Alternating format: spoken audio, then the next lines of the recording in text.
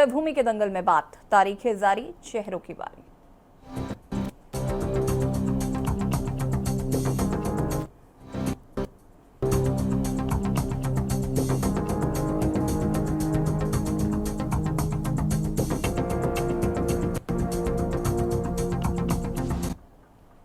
उत्तराखंड की केदारनाथ विधानसभा सीट पर होने वाले उपचुनाव की तारीखों का ऐलान हो चुका है। भारत निर्वाचन आयोग की घोषणा के बाद केदारनाथ में चुनावी तैयारियां शुरू कर दी गई हैं। आयोग के मुताबिक 20 नवंबर को मतदान होगा, जबकि 23 नवंबर को मतगणना होगी। इसके अलावा 173 पोलिंग स्टेशन केदारनाथ में बनाए गए हैं, जबकि 90,000 से ज्यादा मतदाता अपने मताधिकार का प्रयोग करेंगे। वहीं केदारनाथ में महिला मतदाताओं की संख्या अधिक है। इसको ध्यान में रखते हुए सरकार से लेकर संगठन तक महिला वोटरों पर विशेष ध्यान रख रहा है। वहीं निर्वाचन आयोग की घोषणा के बीच भाजपा कांग्रेस ने अपने अपने जिताऊ प्रत्याशियों पर भी मंथन शुरू कर दिया है। भाजपा ने पार्टी हाईकमान को 6 नामों का पैनल भी भेज दिया है।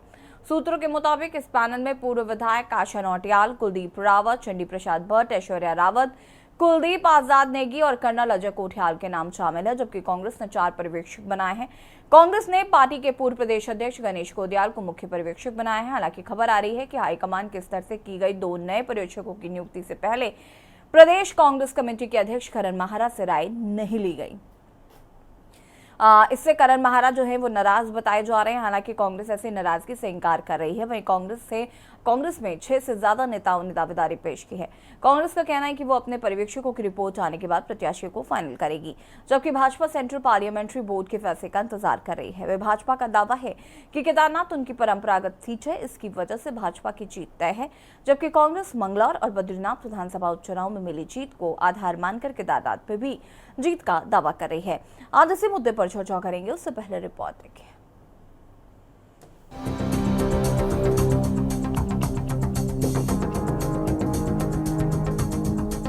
केदारनाथ विधानसभा सीट पर चुनावी तारीखें घोषित कर दी गई हैं। निर्वाचन आयोग के मुताबिक 20 नवंबर को मतदान होगा, जबकि 23 नवंबर को नतीजे आएंगे। केदारनाथ में कुल 90,540 मतदाता अपना नया विधायक चुनेंगे। अपर मुख्य निर्वाचन अधिकारी विजय कुमार जोगदंडे ने बताया कि चुनाव की घोषणा के बाद ही रुद्रप्रयाग जिले में आदर्श चुनाव आचार संहिता लागू हो गई है। उन्होंने बताया कि केदारनाथ सीट पर कुल मतदाता 90,540 हैं। इनमें से 45,775 महिला जबकि 44,765 पुरुष मतदाता हैं।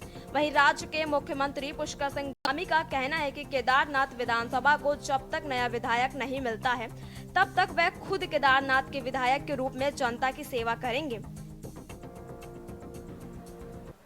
90,540 कुल मतदाता हैं इस विधानसभा क्षेत्र के अंतर्गत। इसमें से 44,765 पुरुष मतदाता हैं, 45,775 महिला मतदाता हैं। 44,765 पुरुष मतदाता, 45,775 महिला मतदाता होंगे। बूथ संख्या जो है वो 173 पोलिंग स्टेशन पूरी विधानसभा में तैयार किया जाएगा और 166 पोलिंग स्टेशन की जो पोलिंग पार्टियां होंगी एक दिन पहले रवाना होंगी और बचे हुए 7 पोलिंग स्टेशन की पोलिंग पार्टियां 2 दिन पहले रवाना की जाएंगी। दिव्यांग मतदाताओं की जो संख्या है वो 1092 है, 1092, और जो 85 ईयर से अधिक मतदाताओं की संख्या है वो 641 है। सर्विस वोटर की जो संख्या होगी वो 2949 है, 2949। देखिए, वो चुनाव बहुत ही ऐसी परिस्थिति में हो रहा है जब वहाँ से हमारी जो विधायक थी आदरणीय शैला रानी जी, उनका दुखद रूप से हमारे बीच से वो चली गई और इस परिस्थिति में हो रहा है। और केदार धाम माननीय प्रधानमंत्री जी के प्रधानमंत्री बनने के बाद जिस प्रकार से उसका नवनिर्माण हुआ है, पुनर्निर्माण हुआ है, एक भव्य केदार और दिव्य केदार बना है, निश्चित रूप से वो हमारे प्रधानमंत्री जी के बहुत हृदय के निकट है। उस स्थान का एक आस्था और श्रद्धा का एक बड़ा केंद्र है। तो वहाँ के लोग विकास जो वहाँ पर हुआ है उस विकास को आगे बढ़ाएंगे। पिछले दिनों जो आपदा आई थी वहाँ पर, उस आपदा में भी जिस प्रकार से तेज़ी से काम हुआ है सब लोगों ने देखा है। और मैंने भी कहा है, वहाँ जाकर भी कहा था, पहले भी कहा था कि जितने समय तक केदारनाथ क्षेत्र को नया विधायक नहीं मिल जाता, मैं भी उनके विधायक के रूप में काम करूँगा। कसरत चल रही है, हमारे पर्यवेक्षक नियुक्त हो गए हैं। जो पर्यवेक्षक जिनकी ड्यूटी लगी है वो जाकर के जनता से बातचीत कर रहे हैं, कार्यकर्ताओं से बातचीत कर रहे हैं, क्षेत्र में दौरा करके और जनता की नब्ज टटोल के कौन सबसे उपयुक्त उम्मीदवार हो सकता है उसके बारे में रिपोर्ट देंगे और उसके बाद प्रत्याशी चयनित हो जाएगा। आपको बता दें कि इसी साल 9 जुलाई को केदारनाथ से भाजपा विधायक शैला रानी रावत के निधन के कारण केदारनाथ विधानसभा सीट खाली हुई थी। वहीं चुनावी तारीखों के ऐलान के साथ ही भाजपा कांग्रेस ने प्रत्याशियों के नामों का मंथन शुरू कर दिया है। इसके तहत भाजपा ने अपने पर्यवेक्षकों से जिताऊ उम्मीदवारों के नाम मांगे हैं, जबकि कांग्रेस ने 4 पर्यवेक्षक बनाए हैं। कांग्रेस ने पार्टी की पूर्व प्रदेश अध्यक्ष गणेश गोदियाल को मुख्य पर्यवेक्षक बनाया है। वहीं सूत्रों से मिली जानकारी के मुताबिक हाईकमान के स्तर से की गई 2 नए पर्यवेक्षकों की नियुक्ति से पहले कांग्रेस प्रदेश अध्यक्ष करण महारा से राय नहीं ली गई। इससे करण महारा नाराज बताए जा रहे हैं। हालांकि कांग्रेस इस नाराजगी से इनकार कर रही है। साथ ही कांग्रेस में 6 से ज्यादा नेताओं ने दावेदारी भी पेश की है। कांग्रेस अपने पर्यवेक्षकों की रिपोर्ट आने के बाद प्रत्याशियों को फाइनल करेगी, जबकि भाजपा ने सेंट्रल पार्लियामेंट्री बोर्ड को प्रत्याशियों के नाम का पैनल भेज दिया है। किसी प्रकार की कोई चुनौती नहीं है। उत्तराखंड की जनता ने हमेशा भारतीय जनता पार्टी को अपना अपार जन समर्थन दिया है और केदार घाटी जिसका संपूर्ण विकास, सर्वांगीण विकास हमारी डबल इंजन की सरकार के द्वारा किया गया है। आदरणीय नरेंद्र भाई मोदी जी के द्वारा केदारनाथ का पुनर्निर्माण करके पूरे विश्व भर में एक नई पहचान देने का जो काम किया गया है, आदरणीय हमारे मुख्यमंत्री जी के द्वारा जो केदार घाटी के संपूर्ण विकास के लिए हर गांव, हर मोहल्ले के विकास के लिए लगातार वहां कार्य किया जा रहा है। तो निश्चित रूप से जो केदारनाथ का जो उपचुनाव होगा, ये हमारे प्रदेश के लिए ही नहीं, पूरे देश में एक रिकॉर्ड जीत भारतीय जनता पार्टी को मिलने वाली इस चुनाव में। और मुझे उम्मीद है कि केदारनाथ की जनता हमारी डबल इंजन के जो कार्य हैं उस पर अपनी मुहर लगाने वाली है। नहीं, ये गुटबाजी कांग्रेस में होती नहीं है। ये भारतीय जनता पार्टी के द्वारा अफवाहें फैलाई जाती हैं और उसको इतना बड़े स्तर पर फैलाया जाता है कि वो जुबान पर लोगों के आ जाए। आपने क्या देखा था 2022 में, ऐसे ही तो गुब्बारा एक फैलाया था, तो उसी की झूठी बुनियाद पर आज भाजपा की सरकार खड़ी हुई है। जो झूठ इन्होंने फैलाया, अभी फिर ये अपनी कारस्तानियों से बाज नहीं आ रहे हैं। देखिए, केदारनाथ उपचुनाव एक बहुत ही महत्वपूर्ण चुनाव है और वहाँ जितने ज़्यादा लोग होंगे प्रभारी के तौर पर या पर्यवेक्षक के तौर पर, उससे उत्तराखंड कांग्रेस ही लाभान्वित होगी। चारों अनुभवी चेहरे हैं, चारों हमारे महत्वपूर्ण पदाधिकारी हैं जिनको वहां पर नियुक्ति दी गई है। भारतीय जनता पार्टी से कोई क्यों नहीं पूछता कि 5-5 प्रभारी मंत्री बनाए गए हैं, जो काबीना मंत्री हैं, जिन पर बाकी के प्रदेश की जिम्मेदारियां हैं, उनको केदारनाथ की ड्यूटी पर लगा रखा है। हम 4 लोग लगाएं तो उस पर जलजला आ जाता, उनके 5 लोगों पर किसी के पेट में मरोड़ भी नहीं उठते। कुल मिलाकर चुनाव आयोग ने केदारनाथ उपचुनाव की तारीखों का ऐलान कर दिया है। वहीं भाजपा कांग्रेस ने तारीखों के ऐलान के साथ ही जिताऊ प्रत्याशियों के नाम पर भी मंथन शुरू। निश्चित ही भाजपा हरियाणा के नतीजों से काफी उत्साहित है, लेकिन कांग्रेस बद्रीनाथ और मंगलौर उपचुनाव में मिली जीत को आधार मानकर केदारनाथ में भी जीत का दावा कर रही है। देखना होगा उपचुनाव की बाजी किसके हाथ लगती है। Uttarakhand desk report. जहां तो केदारनाथ में होने वाले उपचुनाव की तारीखों का ऐलान कर दिया गया है और सबसे ज्यादा अगर केदारनाथ की बात करें तो महिला मतदाताएं केदारनाथ में ज्यादा है। जहां बीजेपी अपनी जीत को लेकर आश्वस्त है कि प्रधानमंत्री नरेंद्र मोदी की आस्था का बड़ा केंद्र है। साथ ही साथ अगर हम बात करें तो केदारनाथ धाम जो है वो उससे पहले भी बीजेपी के खाते में ये सीट थी, तो कहीं ना कहीं जीत को लेकर आश्वस्त नजर आ रही है। लेकिन वहीं कांग्रेस का ये साफ तौर पर मानना है कि जिस तरीके से मंगलौर और बद्रीनाथ सीट उन्होंने जीती, वैसे वो केदारनाथ भी जीतेंगे।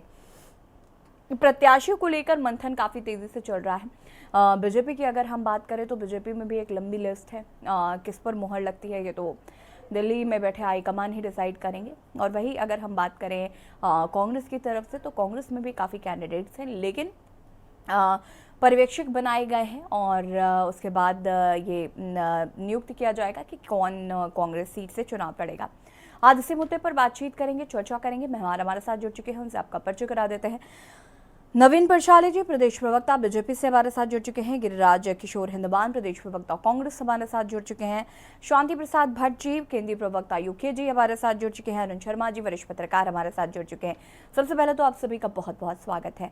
शुरुआत करते हैं नवीन परशाली जी से। नवीन जी, तारीखों का ऐलान हो चुका है, एक लंबी लिस्ट है बीजेपी के पास और कंफ्यूजन भी है कि आखिर किसे टिकट दिया जाए, और केदारनाथ सीट जीतना बीजेपी के लिए एक साख का सवाल भी माना जा रहा है।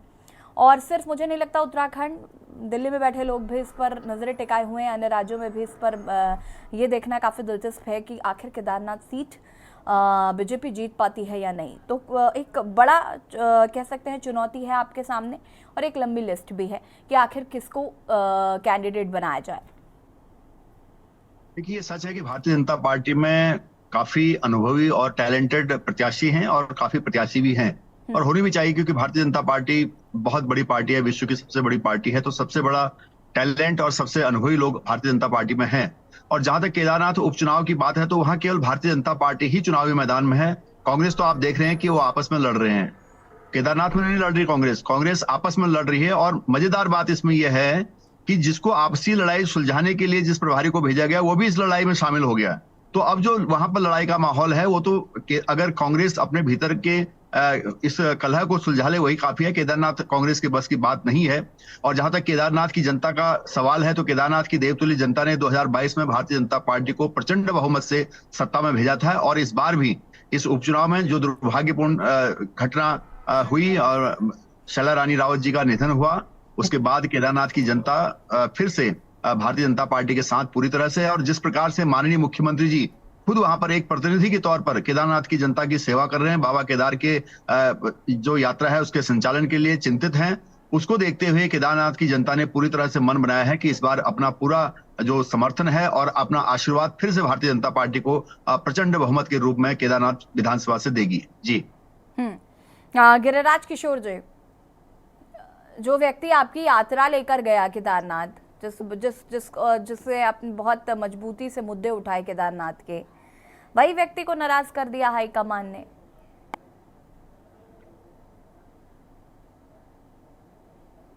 अनम्यूट कीजिएगा प्लीज। गिरिराज जी अनम्यूट कीजिएगा पहले, फिर अपना वक्तव्य रखिए। आपकी आवाज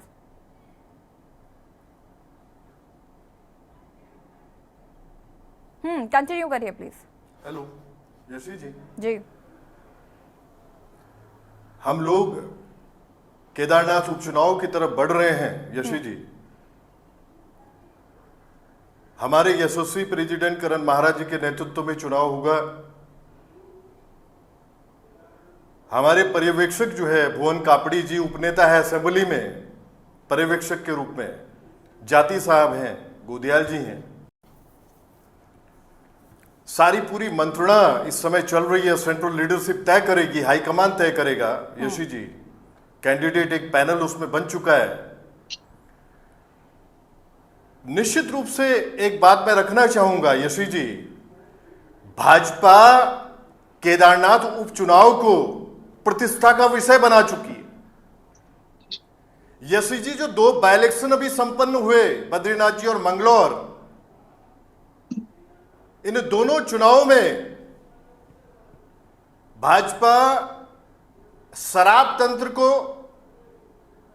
पैसे का तंत्र जो है और अमला जो प्रशासनिक होता है, इन तीनों चीजों का इन्होंने पूरी तरह से जो है उपयोग इन दोनों बाय इलेक्शन में किया।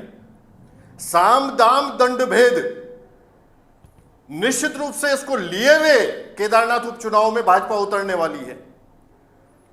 कांग्रेस पार्टी पूरी तरह से अलर्ट है और केदारनाथ विधानसभा क्षेत्र, वहां का जो जनमानस है यशी जी, जो भाजपा ने उस जनमानस को दंश दिया है इस बीच में, वहां पंडा पुरोहित, छोटे से छोटा व्यवसायी जो यात्रा से वाकई आशान्वित होता है कि अपने परिवार को फाइनेंशियली साउंड करेगा, उनके जो घर थे उनको जमींदोज इंफ्रा के नाम पे भाजपा ने किया है। कैसे भूल सकते हैं वो पंडा पुरोहित और वो छोटे से छोटा व्यवसायी उस दंश को? आप स्वयं सोचिए, आपदाग्रस्त क्षेत्र जब हुआ, इस बीच में जो फ्लड आया, उसमें गरीब ग्रामीण जिसका घर ध्वस्त हो गया, उस बीच में जो मुखिया धाकड़ धामी है भाजपा के, जो मुख्यमंत्री है इस समय उत्तराखंड में, वो स्टार प्रचारक के रूप में जहां जहां जिन प्रदेशों में चुनाव हो रहे थे, इनकी सेंट्रल लीडरशिप ने उनको स्टार प्रचारक के रूप में वहां भेजा हुआ था। आप स्वयं सोचिए, आपकी यहां जनता आपदाग्रस्त क्षेत्र में दंश झेल रही है, केदारनाथ विधानसभा क्षेत्र में, और मुख्यमंत्री जाके स्टार प्रचारक के रूप में अपना प्रचार कर रहे हैं पार्टी का। आप स्वयं सोचो, जनता कैसे भूल सकती है। आज जो स्थितियां हैं, आज पूरी तरह से यशवी जी भाजपा डरी हुई मुद्रा में है, भयभीत है। आज स्थितियां ये बनी हुई है कि 5 कैबिनेट मंत्री 5 मंडल 5 पॉकेट में उतारे हुए इस समय भाजपा। आप स्वयं सोचो, जिन मंत्रियों ने आज से 3 माह पूर्व तक उस क्षेत्र को छुआ तक नहीं था, वो मंत्रीगण 5 इस समय 5 पॉकेट संभाल रहे हैं। कि अब स्वयं सोचो, जो डरी हुई मुद्रा और भयभीत वाली स्थिति मैं बता रहा हूं, भाजपा इस समय इस माहौल में वाकई है। इन लोगों को डर है। आज मुख्यमंत्री जाते हैं और चुनाव से ठीक है पहले 3940 घोषणाओं को करके आते हैं वहां पे। स्वयं सोचो, वो घोषणाएं इंप्लीमेंटेशन की तरफ नहीं जाएंगी, यशवी जी कार्यान्वयन की तरफ नहीं जाएंगी। ये देखिएगा, ये सारी कागजी घोषणाएं हैं। देखिए, विपक्ष में रहकर गिरिराज जी आप जो कर सकते हैं आप वो कर रहे हैं। अब वो सत्ता पक्ष में है, उनके पास घोषणाएं करने का अधिकार है, तो वो जाकर कर रहे हैं। अब मकसद तो एक ही है कि चुनाव जीतना है, कैसे भी जीते। चर्चा को आगे बढ़ाएंगे, आप सभी हमारे साथ बने रहिएगा। और यहाँ रुकेंगे छोटे से ब्रेक के लिए, जो हाजिर होता है। ब्रेक के बाद एक बार फिर से आप सभी का स्वागत है। और चर्चा आज कर रहे हैं केदारनाथ में होने वाले उपचुनाव की तारीखों का ऐलान हो गया है, और अब चेहरों पर जो संशय बरकरार है उस पर भी जल्द ही हाईकमान तय करेगा कि किसको कैंडिडेट बनाना है, चाहे वो बीजेपी की तरफ से हो, चाहे वो कांग्रेस की तरफ से हो। चर्चा इसी पर कर रहे हैं। मेहमान हमारे साथ लगातार जुड़े हुए हैं। शांति प्रसाद भट्ट जी, एक और जहाँ बीजेपी के लिए मुश्किलें हैं कि एक लंबी लिस्ट है और उसमें से एक कैंडिडेट चुनना है कि सिंपैथी की तरफ जाएं, कि जताऊ कैंडिडेट हैं जो कि जिनमें वाकई कैलिबर है उनकी तरफ जाएं, और एक किस तरीका की, क्योंकि ऐश्वर्या रावत को लेकर जैसा कि पिछली चर्चा में अरुण रावत जी ने अरुण शर्मा जी ने यह बात कही थी कि वो कांग्रेस की तरफ से भी उनके पास ऑफर है, बीजेपी की तरफ से भी है, तो इसमें भी कहीं ना कहीं संशय है। और कांग्रेस की अगर हम बात करें तो कांग्रेस में जिस तरीके से करण महाराज जी की नाराजगी है, एक गुटबाजी का जो जिक्र लगातार निकल कर आ रहा है, क्या कहना है इस पर? देखिए यशवी जी, चुनाव आ गए, दोनों राष्ट्रीय पार्टियां इसमें प्रतिभाग करेंगी। दावेदारों ने दावे भी किए हैं, मगर जो बुनियादी मुद्दे हैं ये दोनों राष्ट्रीय पार्टियां उनसे भागती हुई नजर आ रही है। अगर आप करण मारिया का देखें तो आज उनका एक बयान चल रहा है कि मनोज रावत जी हमारी पैदल यात्रा में 2 किलोमीटर भी नहीं चले, उनको लाभ मिलना चाहिए था, ऐसे तो लाभ मिलेगा नहीं। यानी कि वो मनोज रावत जी का विरोध कर रहे हैं। कारण सब जानते हैं, मनोज रावत हरीश रावत जी के बहुत करीब है और करण मेहरा हरीश रावत जी को पसंद नहीं कर। उसी तरीके से हरक सिंह जी का बयान आया, मैं भी एक उम्मीदवार हूँ और मैं अगर चुनाव लड़ा तो कई कांग्रेसी मुझे हराने में आज लग जाएंगे। यानी कि वो हरीश रावत जी के ऊपर इशारा कर रहे थे। कहने का मतलब है, एक और केदारनाथ की जनता ये देख रही है कि केदारनाथ में हुए घोटाले पर कांग्रेस का क्या दृष्टिकोण है। जो यात्रा के समय पर पंजीकरण के नाम पर यात्रा को बाधित किया भाजपा ने, इस पर कांग्रेस का क्या रुख है। साफ समझ में आ रहा है कि दोनों राष्ट्रीय पार्टियां जो नूरा कुश्ती करेंगी उसका जो असर जनता में पड़ेगा। अब देखना जनता को है कि आपने बुनियादी मुद्दों पर चुनाव को लेके जाना है या इन राष्ट्रीय पार्टियों के छदम घोषणाओं पर। केदारनाथ की जनता बहुत परेशान है। व्यापारियों को जो घाटा इस बार यात्रा में हुआ है, उन्होंने उम्मीद लगाई थी कि 80-90 लाख से ऊपर यात्री आएंगे, मगर सरकार ने पंजीकरण के बहाने यात्रा को जिस तरीके से बाधित किया तो ऊपर के लाला जितने भी थे व्यापारी लोग वो बिल्कुल खाली बैठे रहे। इसी तरीके से पंडा पुरोहितों का ये कहना है कि ये 6 महीने हमारी कमाई के होते हैं, इसी में यदि यजमान को रोक दिया जाएगा तो फिर हमारे लिए आगे कैसे इनकम होगी। जनता बहुत परेशान है दोनों राष्ट्रीय पार्टियों से। और इसमें तीसरे विकल्प के रूप में हम क्षेत्रीय दल के नेता केवल बुनियादी सवालों को लेकर जनता के बीच में जा रहे हैं। हमारा साफ कहना है, मूल निवासियों की उपेक्षा, भू कानून को खत्म करना और उत्तराखंडियत के ऊपर बाहर वालों को बैठाना, ये भाजपा कांग्रेस की सोची समझी साजिश थी, जिसके कारण आज उत्तराखंड का जनमानस अपने आप को ठगा महसूस कर रहा है। महंगाई आप देख लीजिएगा, 200 रुपये का 200 रुपये लीटर तेल पहाड़ में नहीं मिल पा रहा। आटा जो है 55 रुपये 60 रुपये के जो है वो पड़ रहा है आपको 1 किलो केदारनाथ में। कहने का मतलब है महंगाई ने कमर तोड़ दी। सब्जियां बहुत महंगी हो गई, आलू टमाटर पहाड़ों में इतना महंगा हो चुका है कि आम आदमी की जेब से बाहर चला गया। भाजपा हो या कांग्रेस हो, दोनों राष्ट्रीय पार्टियों ने उत्तराखंड के मूल बुनियादी इश्यूज पर जो है काम नहीं किया। यही कारण है कि राज्य बड़ा विकट परिस्थितियों में आ चुका है।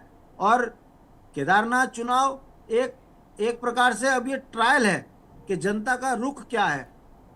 केदारनाथ में भारतीय जनता पार्टी को जैसे परंपरागत सीट मृत घोषित को दे दिया करते थे, इस बार शैला रानी रावत जी क्योंकि कांग्रेस पृष्ठभूमि की थी तो उनकी बहू बेटी को जो है टिकट ना देने की बात अगर भाजपा में हो रही है तो ये समझ मान के चलिए कि भाजपा कांग्रेस के दृष्टि चश्मे से देख रही है, इसलिए उस बेटी का टिकट कटेगा। और देखना अब जनता को है कि आपको बुनियादी मुद्दों पर केदारनाथ में सीट देनी है या फिर राष्ट्रीय पार्टियों के जुमले की ओर जाकर आपको जो है अपना कैंडिडेट चुनना है। भाई अंकिता हत्याकांड में अगर न्याय मिल गया हो तो निश्चित रूप से भारतीय जनता पार्टी को आप देखें, यदि बेटियां सुरक्षित हो, जल जंगल जमीन पर यदि आपका अधिकार बहाल कर दिया हो तो निश्चित रूप से दोनों राष्ट्रीय पार्टियों का स्वागत। और जिस तरीके से जंगली जानवर बच्चों को मार रहे हैं, पहाड़ों में शिक्षा खत्म कर दी जा रही है, नौकरियां बेची जा रही हैं, इन तमाम बुनियादी चीजों पर यदि जनता अपने मत का दान करेगी तो हमारा विश्वास है कि इस बार क्षेत्रीय दल को आगे जनता लेकर आएगी। वापस आएंगे शांति प्रसाद जी। अरुण शर्मा जी का रुख कर लेते हैं। अरुण जी, अब तो तारीखों का भी ऐलान हो गया है, दोनों ही राजनीतिक दल अपनी अपनी जीत की दावेदारी पेश कर रहे हैं, लेकिन अभी भी चेहरों को लेकर संशय बरकरार है। एक और जहां ये कहा जा रहा है कि करण महाराज जी नाराज हैं, दूसरी तरफ बीजेपी में एक लंबी लिस्ट है, उनमें से तय कर पाना कहीं ना कहीं एक बड़ा टफ टास्क हो गया है बीजेपी के लिए। देखिए यशी, मुझे ये लगता है कि हम कई मामलों में भाजपा का जो आकलन करते हैं वो हम अंडर एस्टिमेट करते हैं। एक मैं उदाहरण दूंगा, अगर हम वैसी बात करें, हरियाणा चुनाव की बात करें तो तमाम सर्वे ने भाजपा को इस बार घर बैठा दिया था, लेकिन भाजपा वहां न केवल बहुमत के आधार पर विजयी रही बल्कि सरकार भी बना ली और आज तो वहां मुख्यमंत्री ने शपथ भी ले ली। अब आप देखिए हुआ क्या, अगर हम आकलन करें, राजनीतिक तौर पर आकलन करें तो हुआ क्या कि लोकसभा चुनाव में हरियाणा में 5 सीट भाजपा को मिली, 5 कांग्रेस को मिली और भाजपा लोकसभा चुनाव के तुरंत बाद विधानसभा तैयारी में लग गई। और उसका परिणाम क्या निकला, उन्होंने संगठन के पेच कसे और जो आरएसएस की नाराजगी थी, जो लोकसभा चुनाव में आरएसएस की नाराजगी खुल के सामने आई थी, उसको दूर किया और वहां आरएसएस का कैडर भी लग गया और उसके बाद संगठन के पेच दुरुस्त हुए, संगठन भी लग गया और अल्टीमेट जो रिजल्ट निकला वो सबके सामने। उसी तरह हुआ ये कि केदारनाथ में जो मंगलौर और बद्रीनाथ के चुनाव हारे, उसके बाद भाजपा ने अपनी पूरी, ये बात मुझे नवीन परसाली जी को बोलनी चाहिए थी जिन्होंने नहीं बोली, लेकिन चूंकि मेरे अपने संपर्क हर पार्टी में है तो उसके बाद मेरी चर्चा तमाम लोगों से चलती रहती है, चाहे कांग्रेस के लोग हों, बीजेपी के लोग हों या हमारा समूह है पत्रकारों का, उसमें भी चलती रही है। तो भाजपा ने वहां भी इस संगठन के पेच कसे और 5 मंडल उस विधानसभा में है और उन 5 मंडल की जिम्मेदारी एक एक मंत्री को दी गई। उससे ये पता लगता है कि कितनी गंभीरता से भाजपा चुनाव की तैयारी करती है। जबकि दूसरी तरफ आप चर्चा कर रही थी अभी कि करण महाराज पार्टी हाईकमान से नाराज हो गए क्योंकि उन्होंने उनसे बिना पूछे पर्यवेक्षक बना दिए। अब आप देखिए कि जो डिप्टी लीडर है सीएलपी का भुवन कापड़ी, उसे बनाया गया, वीरेंद्र जाति को बनाया गया। भुवन कापड़ी खटीमा के विधायक है, वीरेंद्र जाति हरिद्वार के विधायक है, मैदानी क्षेत्र, दोनों ही लगभग मैदानी क्षेत्र के विधायक हैं और ये सीट केदारनाथ है। लेकिन बाद में गणेश गोदियाल को इनके ऊपर रखकर मुख्य पर्यवेक्षक बना दिया गया। आप सब जानते हैं कि पिछले लोकसभा चुनाव में हम लगातार चर्चा कर रहे थे, एकमात्र सीट पे जो गंभीर दावेदारी दिख रही थी वो पौड़ी गढ़वाल जो सीट थी उसी पे दिख रही थी, और वहां गणेश गोदियाल चुनाव लड़ रहे थे। और निश्चित तौर पर बद्रीनाथ का जो उपचुनाव हुआ उसमें गणेश गोदियाल ने खासी मेहनत करी, और उसके बाद से वो केदारनाथ में भी सक्रिय रहे। ऐसा नहीं है, मनोज रावत और गणेश गोदियाल वहां गांव-गांव घूम रहे थे। अब मनोज रावत जैसे कैंडिडेट के प्रति नाराजगी करण महारा की, जैसे अभी शांति भाई ने कहा कि करण महारा हरीश रावत को पसंद नहीं करते। अरे भाई, खास रिश्तेदार है, ये रिश्तेदारी में ये केवल दिखावे की है नाराजगी है, सब रिश्तेदार। तो अब आप समझ लीजिए कि ये मनोज रावत किसके कैंडिडेट थे जब चुनाव जीते थे? हरीश रावत के। मनोज रावत का तो दूर दूर तक नाम नहीं था। मनोज रावत तो पत्रकारिता कर रहे थे, आउटलुक में रिपोर्टर थे, और उनको ले जाके केदारनाथ से चुनाव लड़वा दिया, वो जीत भी गए। अब आप देखिए कि उसके बाद से जब मनोज रावत चुनाव हारे, उसके बाद से लगातार अपने क्षेत्र में सक्रिय रहे। वो जबरदस्ती बड़े नेता बनने के चक्कर में नहीं रहे इधर उधर। अब अगर आज की तारीख में करण महारा उनसे नाराजगी दिखा रहे हैं तो आप समझ सकते हैं कि कांग्रेस कितनी गंभीर है। ये गंभीरता पता लगती है।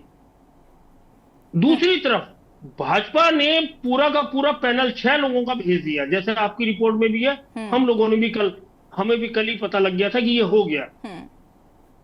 उनमें आशा नौटियाल का नाम भी है, जो पहले विधायक रह चुकी है और जो आज की तारीख में महिला मोर्चे की प्रदेश अध्यक्ष है। दूसरी चीज, उसमें ऐश्वर्या का नाम भी है।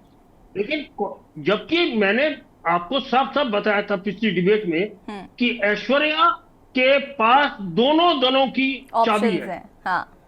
क्योंकि उनके मामा विक्रम नेगी प्रतापनगर से विधायक है कांग्रेस के, और मां उनकी बीजेपी में विधायक थी। तो ये दोनों दलों का एक ऑप्शन है उनके पास कि वो किस दल को पसंद करके चुनाव लड़ती है। लेकिन भाजपा ने उनका नाम पैनल में शामिल किया और भी नाम शामिल किया। लेकिन मुझे एक आश्चर्य हुआ उस पैनल को देख के भाजपा के कि उसमें उन्होंने अजेंद्र रजे का नाम शामिल नहीं किया, जो लंबे समय से उस केदारनाथ सीट पे तैयारी कर रहे हैं और ये बद्रीनाथ केदारनाथ टेम्पल कमेटी के अध्यक्ष भी हैं। लेकिन हो सकता है क्योंकि कांग्रेस ने वो जो सोना चोरी का आरोप लगाया था उसको देखते हुए उन्होंने उनकी दावेदारी को खारिज किया। बिल्कुल, ये एक बड़ा आरोप रीजन है। हाँ अरुण जी, वापस आते हैं। नवीन प्रशाली जी, सबसे पहले तो अरुण जी के वक्तव्य पर आपकी टिप्पणी चाहूंगी, उसके बाद मैं गिरिराज किशोर जी आपके पास आते हूँ। जी यशी जी, अरुण जी ने बहुत सही कहा कि भारतीय जनता पार्टी का संगठन मजबूत है केदारनाथ विधानसभा में, और भारतीय जनता पार्टी के पास बहुत बड़ा संगठन है, और संगठन के बड़े बड़े पदाधिकारी और सभी लोग केदारनाथ की जो इस वक्त उपचुनाव होना है उस पर अपना अपना कर्तव्य का निर्वहन अच्छी तरह से कर रहे हैं। और केदारनाथ की जनता से डोर टू डोर हमारे सभी लोग मिल रहे हैं, और जनता की जो समस्याएं हैं उनको भी देखा जा रहा है, उनका भी समाधान किया जा रहा है। मुख्यमंत्री जी खुद केदारनाथ विधानसभा का भ्रमण करके वहां की समस्याओं को देख रहे हैं, और केदारनाथ यात्रा के बारे में लगातार कैसे अच्छा उसको हो सकता है उस पर चिंतनशील हैं। मेरा कहना यह है कि भारतीय जनता पार्टी के पास अनुभवी और काफी टैलेंटेड प्रत्याशी भी हैं, और भारतीय जनता पार्टी से जो केदारनाथ क्षेत्र के लिए सबसे बेहतर होगा, भारतीय जनता पार्टी का संगठन, शीर्ष नेतृत्व उसको केदारनाथ की इस जनता के सम्मुख रखेगा, और जनता जिस प्रकार से भारतीय जनता पार्टी को अपना आशीर्वाद देती है, इस बार पूर्ण बहुमत से अपना आशीर्वाद भारतीय जनता पार्टी को देगी। कांग्रेस कहीं मुकाबले में नहीं। मैं फिर वही बात कर रहा हूं, क्योंकि केदारनाथ उपचुनाव की बात हो रही है तो केदारनाथ पर ही है, केदारनाथ विधानसभा के बारे में। तो कांग्रेस की अंदरूनी लड़ाई के बारे में सभी जानते हैं, और उनके बयानबाजी को भी सभी जानते हैं। तो इस ऐसे परिस्थिति में कांग्रेस क्या लड़ पाएगी वो तो कांग्रेस ही बताएगी। लेकिन मैं भारतीय जनता पार्टी की तरफ से कहना चाहता हूं कि भारतीय जनता पार्टी केदारनाथ सीट को बहुत बिल्कुल करीब से उसको देख रही है, और निश्चित तौर पर जो भी जहां भी कमियां हैं उस कमियों को दूर कर रही है, और क्षेत्र की जनता के बीच में जो समन्वय है, संगठन और जनता का समन्वय बन रहा है, और संगठन वहां पर बहुत गहराई से काम कर रहा है, क्योंकि जो बड़े बड़े क्षेत्र होते थे उनको छोटे छोटे सेक्टर्स में बांटकर भारतीय जनता पार्टी द्वारा वहां पर संगठन को लगाया गया है और संगठन बहुत अच्छी रिपोर्ट वहां से दे रहा है। तो उसको देखते हुए ये लगता है कि ये चुनाव बहुत अच्छी तरीके से भारतीय जनता पार्टी लड़ेगी और भारतीय जनता पार्टी की जीत केदारनाथ की देवतुल्य जनता के आशीर्वाद से निश्चित तौर पर वहां पर प्रचंड बहुमत के रूप में होगी। गिरिराज जी, अरुण जी ने जो कहा उस पर ये तो साफ है कि नाराजगी तो है, अब आप माने या नहीं माने वो अलग विषय है। यशवी जी, एक बात में नवीन फरसाली जी जो है बड़े विद्वान प्रवक्ता हैं भाजपा के, मैं बड़ा सम्मान करता हूं उनका, लेकिन जिस सिर फुटोवल की ये बात कर रहे हैं, अभी कांग्रेस का अंतर्कलह इनको नजर आ रहा है। मैं नवीन जी को एक राय रखना चाहूंगा कि आप लोगों के यहाँ जो अंतर्कलह है भाजपा में और सिर फुटोवल है, उसकी वजह से 4 रिक्त पद जो है, अभी 4 रिक्तियां हैं, कैबिनेट मंत्री 4 और होने चाहिए, जो 8 की संख्या है वो 12 होनी चाहिए मानकों के हिसाब से। आप लोग 4 मंत्री जो कैबिनेट मंत्री नहीं दे पा रहे हैं इस राज्य को, उसके पीछे कारण नवीन जी आपके यहाँ जो अंतर्कलह और सिर फुटोवल है नेताओं के बीच, वो इसके मूल में कारण है। आप सुन लीजिए यशी जी, मैं उस पर ही आ रही थी नवीन जी, मैं उसी पर आ रही थी। गिरिराज जी सुन लीजिए पहले 1 मिनट मेरा वक्तव्य, फिर आप कंटिन्यू करिएगा। आपने कहा कि सिर फुटौल है, लेकिन आपको समझ आना चाहिए या कांग्रेस को ये बात समझ लेनी चाहिए, इनकी सिर फुटौल जो है वो चुनाव पर हावी नहीं होती है। आपकी सिर फुटौल का प्रॉब्लम ये है कि आप चुनाव हार जाते हैं। मैं यशी जी उसी बात पे आ रहा हूं। अभी अरुण जी का वक्तव्य भी मैंने सुना। अरुण जी बड़े विद्वान जो है, एनालिसिस करते हैं, बहुत अच्छा पत्रकार हैं, बहुत अच्छे। उन्होंने एक बात रखी अभी, उन्होंने कंपैरिजन दिया, वाकई संगठनात्मक उन्होंने कंपैरिजन दिया, लेकिन मैं एक बात रखना चाहूंगा यशी जी कि आज डॉक्टर हरक सिंह रावत जी का जो स्टेटमेंट है, अगर उस स्टेटमेंट में कहीं कुछ दिख रहा है ऐसा कि वाकई कुछ नेतागण जो हैं उनको लगता है, उनको चीजें महसूस होती हैं, तो ये सारी चीजें सेंट्रल लीडरशिप हमारी, करण महाराज जी की आपने बात की है, करण महाराज जी की बात जो आपने रखी, मेरी तो आज सुबह बात हुई अपने अध्यक्ष जी से, वो लगातार पर्यवेक्षक जितने भी हमारे हैं उनके साथ जुड़े हुए हैं, इस समय लगातार कम्युनिकेशन है, सेंट्रल लीडरशिप से कम्युनिकेशन है। सुबह बात कहाँ ये बातें आ जाती हैं बताइए नाराजगी की? सुनिए तो गिरिराज जी, आपकी उनसे जो सुबह बात हुई, कहाँ नाराजगी? असल में सोचिए, देखिए अपनी तरह से एनालिसिस आप कर सकते हैं। गिरिराज जी सुनिए तो जरा, आपकी उनसे अगर आज सुबह जो बात हुई होगी वो पूरी बात तो आप ऐसे भी नहीं बताएंगे, पब्लिक डोमेन पे तो वो आने वाली नहीं है। अब वहां कौन सी सिर फुटौल चल रही है ये हमें कैसे पता चलेगा? आपकी उनसे वक्तव्य में हम कैसे मान लें? यशी जी, हर बात का सॉल्यूशन होता है। चुनाव जब आता है तो निश्चित रूप से पैनल में जो नाम होते हैं उनमें अलग अलग तरह के अपने जो है विचार होते हैं, अलग अलग तरीके से वो मंथन होता है, मंत्रणा होती है, और निश्चित रूप से एक को चुनाव लड़ना है, एक कैंडिडेट होगा, लेकिन जो भी कैंडिडेट होगा उसके साथ पूरा संगठन लगेगा, पूरी तरह से बूथ लेवल तक जो हमारा कार्यकर्ता है इस समय पूरी ऊर्जा लिए हुए कार्यकर्ता है। ये सुनिएगा, आप 2 बाई इलेक्शन हम लोग जीते, ये उस जीत के बाद 2 बाई इलेक्शन बद्रीनाथ जी का और मंगलौर का जो हम जीत के आए, उसके बाद एक एक कार्यकर्ता ऊर्जावान है, और आने वाले समय में इसीलिए विजयसुरी की तरफ कांग्रेस जा रही है। निश्चित रूप से आज कुछ भी बोल ले भाजपा यशी जी, ये लोग अपनी जमानत नहीं बचा पाएंगे केदारनाथ जी में, आप देखिएगा जो दंश इन्होंने दिया है। और एक बात और रखना चाहूंगा मैं उस क्षेत्र की जनता के, कि वाकई एक बात मैं और रखना चाहूंगा कि आज अगर वाकई एन पहले चुनाव से पहले अगर घोषणाएं करने मुख्यमंत्री गए, जिनको इंप्लीमेंटेशन की तरफ नहीं जाना है, मैंने बताया, वो घोषणाएं करते हैं मुख्यमंत्री और बोलते हैं कि नहीं, घोषणाओं के साथ साथ मैं आपका विधायक भी हूं। अरे भाई, जब वो फ्लड से जूझ रहा था क्षेत्र जो है, जब जनमानस वाकई हाहाकार कर रहा था, उस समय आप चुनाव प्रचार में थे अन्य राज्यों में। आप स्वयं सोचिए क्या स्थितियां हैं, नवीन प्रशाली जी अपने प्रदेश में बना रखी। नवीन प्रशाली जी, आप कुछ बोलते हैं, कुछ रुकेगा गिरिराज जी, होल्ड ऑन, सरकार गिरिराज जी रुक जाए करे प्लीज, कभी नहीं होती है, सुन लीजिए ना, मुखिया होते हैं ना। नवीन प्रशाली जी जवाब दीजिए।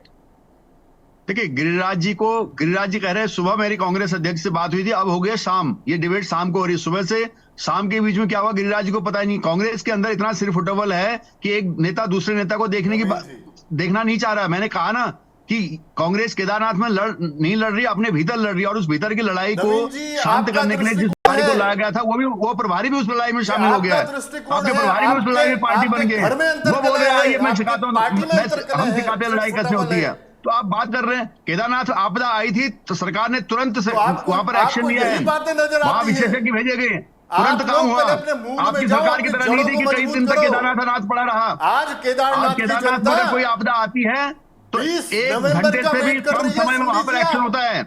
आपको वोट के रूप में केदारनाथ प्रतिशोध सीट मिलेगा। भारतीय नवीन जी, जनता आपकी पार्टी की पार्टी सीट है को गिरिराज जी। वोट के रूप में प्रतिशोध कांग्रेस मिलेगा। लड़ नहीं पाई, कांग्रेस जो टिक नहीं पा रही वहां जनमानस पर। होता है, अगर वो वाकई आपके आहत है पास सरकार ले से, लेके एक प्रत्याशी है, वो उस परेशानी की प्रत्याशी अगर के लिए भी मुद्रा में आपके है, नेताओं के नवीन जी, 50 तरह के तो बयान वोट आ के रहे हैं। रूप में प्रतिशोध मिलने आपके वाला है पास आपकी पार्टी एक को। आप प्रत्याशी है, देखिए। वहां पर एक प्रत्याशी, केवल एक प्रत्याशी, आप और उस 23 प्रत्याशी के लिए भी देखिएगा। आपके नेताओं के नवीन अलग जी, अलग प्रकार के बयान अभी से आने आपको शुरू हो गए। प्रतिशोध वोट के रूप में वहां की जनता देने वाली है। आप पहले प्रत्याशी तो खड़ा कर ठीक है, लीजिए शांति अपना। प्रसाद भट्ट जी, रूप में प्रतिशोध मिलने शांति वाला है। प्रसाद आपका भट्ट जी। जनमानस आपको हराने वाला है, देखिएगा। आरोप प्रत्यारोप जारी हैं। देखिए यशी जी, पूरे पौन घंटा हो गया। यही तो जनता को समझना है कि पौन घंटे में दोनों राष्ट्रीय पार्टियों ने एक भी शब्द ये नहीं बोला कि केदारनाथ की जनता शांति प्रसाद जी, पौने घंटे में आपको भी समय दिया गया है। क्या करेंगे, बस वही नूरा कुश्ती, उसने ऐसा करा, उसने ऐसा करा। अरे भाई, केदारनाथ की जो समस्या है उस पर चुनाव लड़ेंगे भाजपा वाले या कांग्रेस वाले, उस पर कुछ नहीं है। कहने का मतलब है तय जनता को करना है कि बुनियादी मुद्दों पे मत करना है। मैं एक जवाब शांति प्रसाद भट्ट जी को भी देना चाहूंगा आज। जी, हमारा स्पष्ट कहना है कि यदि आपस में ही इनके यहाँ सर फुटअव्वल है, तो ये जनता को क्या न्याय दिलाएंगे। केदारनाथ की जो समस्या है 2013 से लेकर आज 24 हो गया, अभी तक इन्होंने उस तरीके से सुदृढ़ यात्रा चलाने के लिए कोई प्रावधान नहीं किए। 1509 करोड़ का घोटाला कांग्रेस पर लगता है तो इससे ज्यादा का भाजपा पे भी लगता है। ये तो और माशाअल्लाह थे, चंदा चोरी से लेकर सोना चोरी तक के आरोप इन पे लग गए। केदारनाथ की आस्था को खत्म करते हुए उसको दिल्ली शिफ्ट करने की बात इन्होंने की है। वहां के पंडा पुरोहित, शांति प्रसाद जी, ये मनगढ़ंत कहानियां हैं, ये मनगढ़ंत कहानियां। मैं जवाब दे सकता हूँ उस पर। यशी जी, मैं जवाब देना चाहूंगा शांति प्रसाद भट्ट जी का। जी, जनता ने करना है। शांति जी, एक मिनट सुन लीजिए जरा, नवीन जी का जवाब ले लेते हैं फटाफट। नवीन जी, मैं यशी जी ये बात कह रहा हूँ हाँ, इसके बाद कि गिरिराज ये जी। मानना पड़े, ये चाहिए कि केदारनाथ ड्रीम प्रोजेक्ट किसका है? केदारनाथ धाम ड्रीम प्रोजेक्ट है माननीय मोदी जी का, और माननीय मोदी जी इस देश के प्रधानमंत्री और भारतीय जनता पार्टी के शीर्ष नेता हैं। सुन लीजिए आप जरा, बीच में डिस्टर्बेंस मत कीजिए। शांति प्रसाद जी, सुन लीजिए। अब जवाब सुन लीजिए ना, आपने सवाल तो दाग लिया, अब सुन लीजिए, मैं बता रहा हूँ, सुन लीजिए इस बात को। मैं कह रहा हूँ कि केदारनाथ धाम माननीय प्रधानमंत्री मोदी जी का ड्रीम प्रोजेक्ट है, और माननीय मोदी जी भारतीय जनता पार्टी के शीर्ष नेतृत्व है, और शीर्ष नेतृत्व में है, और माननीय प्रधानमंत्री जी के सबसे प्रिय मुख्यमंत्री में से आते हैं धामी जी, और धामी जी सबसे प्रिय मुख्यमंत्री में आते हैं। तो क्या धामी जी ऐसा सोच सकते हैं? ये आपकी मनगढ़ंत कहानियां हैं।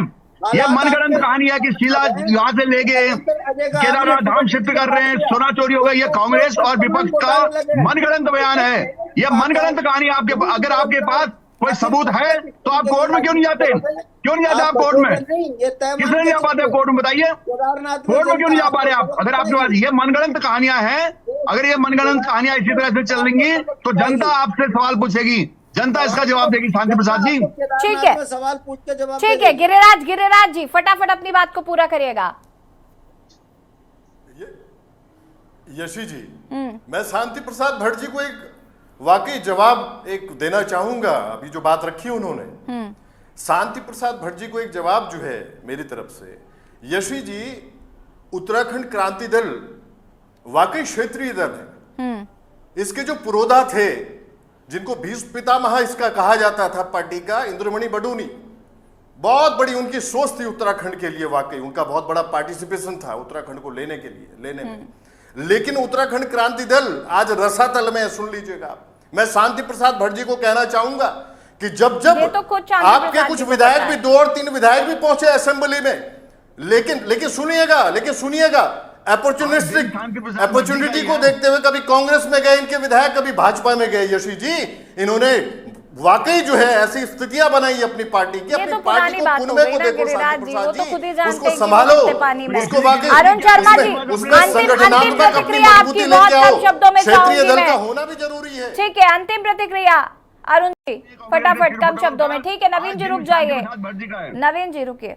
अरुण जी, जी केदारनाथ चुनाव नजदीक है, अंतिम प्रतिक्रिया इस पर आपकी चाहूंगी मैं। देखिए, अब वो चुनाव का बिगुल बज गया। अब नॉमिनेशन पहले तो कैंडिडेट डिक्लेयर होंगे कांग्रेस और भाजपा के। अब मुझे लगता है उसमें भी कहीं ना कहीं भाजपा बाजी मार जाएगी। जो स्थितियां है कि कल वीडियो कॉन्फ्रेंसिंग से उन्होंने नाम सेंट्रल पार्लियामेंट्री बोर्ड को भेज दिए, तो वो जल्दी घोषणा कर देंगे। वहां बहुत ज्यादा उसमें तर्क वितर्क नहीं होना है, जो फाइनल नाम होगा वो तय हो जाएगा। दूसरी तरफ और उसके बाद नॉमिनेशन के बाद अब रणभेरी बच चुकी है, तो सब टीमें मैदान में होंगी। 20 तारीख को वहां मतदान होगा और 23 को ये परिणाम पूरे देश के अन्य चुनावों के साथ साथ हमारे सामने आ जाएगा। तो अब केवल इंतजार ये है कि कौन पार्टी किस रणनीति से चुनाव मैदान पे उतरती है। बिल्कुल, आप सभी का शुक्रिया चर्चा में शामिल होने के लिए। और देवभूमि के दंगल में बात कर रहे थे। केदारनाथ उपचुनाव को लेकर तारीखों का ऐलान हो गया है। दोनों ही राजनीतिक दल अपनी अपनी जीत को लेकर आश्वस्त हैं। फिलहाल कौन कैंडिडेट होगा ये भी डिसाइड करना बाकी है। देवभूमि के दंगल में तहें देखते रहिए के न्यूज़। नमस्कार।